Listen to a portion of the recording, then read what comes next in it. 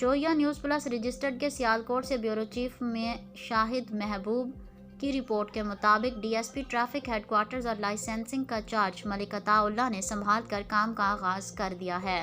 Charge संभालते ही उन्होंने licence branches के तमाम इंचार्जेस के साथ मीटिंग की और अपनी पॉलिसी वाजिया करते हुए कहा कि लाइसेंस ब्रांचेस में जो करप्शन की शिकायत हैं वो किसी सूरत बर्दाश्त नहीं की जाएंगी।